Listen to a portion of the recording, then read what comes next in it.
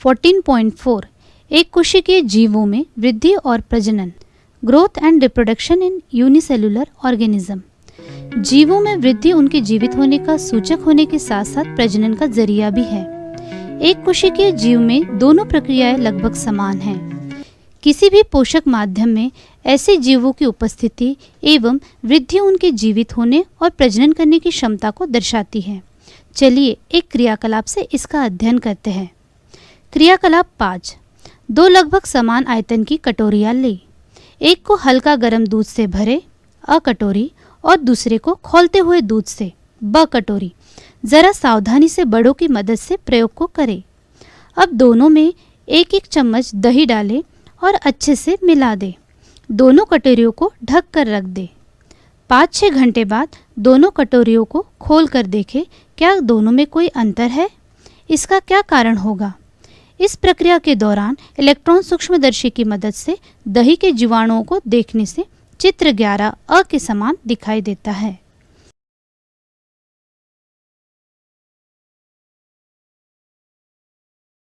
अ कटोरी में अनुकूल परिस्थिति अर्थात उचित ताप से अधिकतर जीवाणु जीवित रहते हैं। ये दूध से पोषण लेते हैं एवं उनमें वृद्धि होती है, जिससे उनमें पर्याप्त संसाधन जमा हो जाते हैं। आनुवंशिक पदार्थ की मात्रा दुगुनी हो जाती है। वृद्धि होते होते कोशिका विखंडित हो जाती है।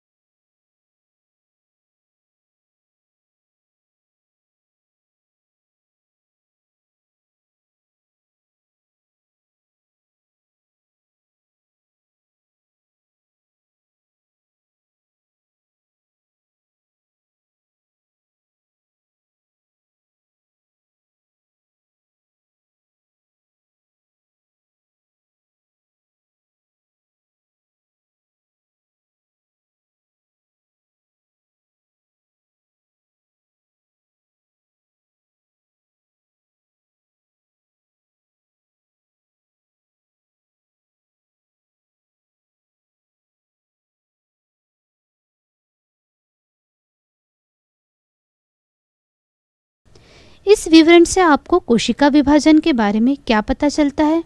वृद्धि और प्रजनन में क्या संबंध है।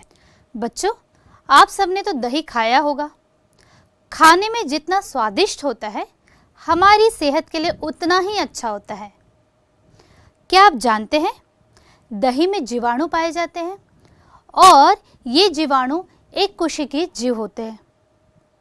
तो जीवाणु की वृद्धि क्या हर परिस्थिति में एक जैसी होती है। आइए इसके लिए हम एक क्रियाकलाप करते हैं और जानते हैं कि किस परिस्थिति में जीवाणु की वृद्धि अधिक होती है और किस परिस्थिति में जीवाणु की वृद्धि कम होती है। इसके लिए हम 2 कटोरियों में दूध लेते हैं। एक में मैंने हल्का गर्म दूध लिया है और दूसरी कटोरी में मैंने ज़्यादा गर्म दूध लिया है।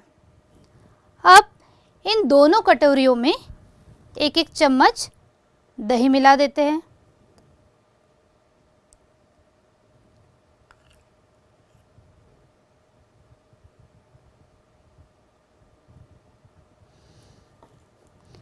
अब इसे हम अच्छे से मिला देंगे।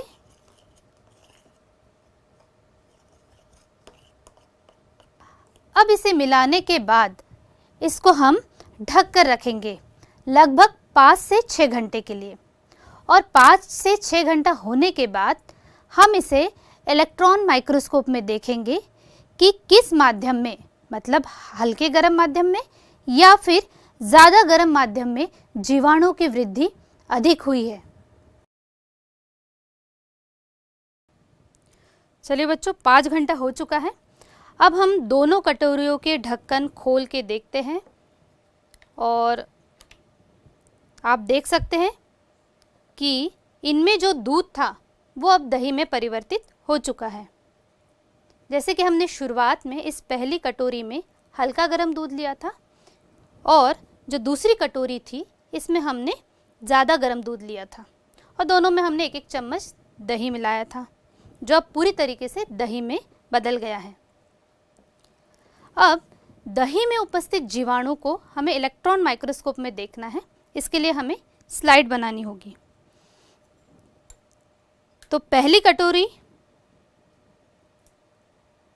का दही थोड़ा सा स्लाइड के ऊपर लेकर इससे हम एक स्लाइड तैयार करते हैं।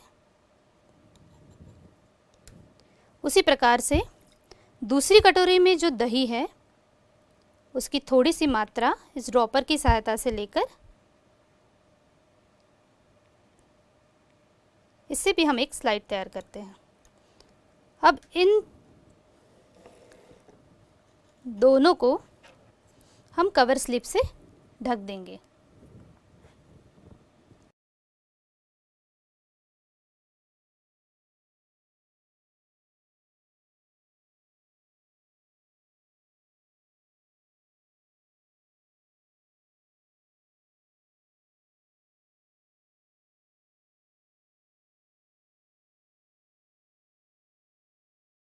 अब हम एक एक करके दोनों स्लाइड को इलेक्ट्रॉन माइक्रोस्कोप में देखते हैं।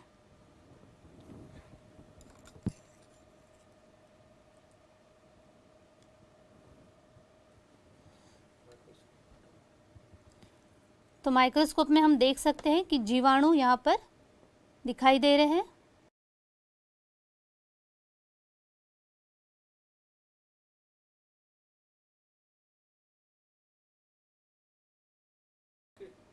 इसी प्रकार से हम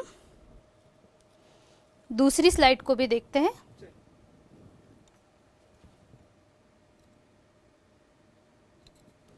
इसमें भी जीवाणु दिख रहे हैं, लेकिन इनकी संख्या इतनी अधिक दिखाई नहीं दे रही है जितनी कि पहली स्लाइड में दिखाई दे रही थी।